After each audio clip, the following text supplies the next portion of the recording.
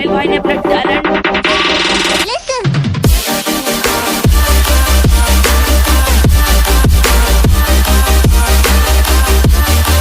जो कि भाई लोग देख लीजिए, मुझे 2 पार्सल मुझे रिसीव हुए जिससे फ्लिपकार्ट अमेजोन से। दूसरे इसमें पेन ड्राइव है जो कि 32 GB का लोग जैसे उसको दिखाएंगे, जैसे देख लेते हैं इसमें क्या है जो कि फ्लिपकार्ट से मिलता है।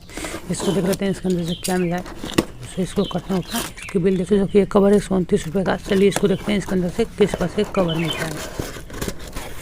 मेरे वो आए देखते हैं 129 में किस पास इसकी क्वालिटी दी गई है कवर की।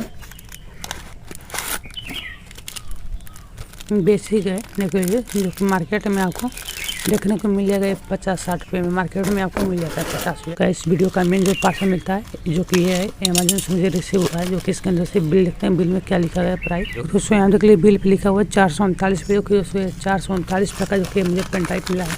इसके शिपिंग चार्ज भी इसमें है जो कि 399 इस प्रकार से था। तो इसमें शिपिंग चार्ज भी लगा 50 रुपये।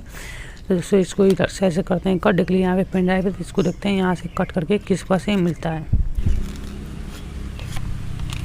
देखिए दोस्तों इसको निकाला, इसके बाहर निकल जाएगा। तो इसका स्पीड टेस्ट में कॉपी पेस्ट करके दिखा दूंगा आपको लैपटॉप में लगा के।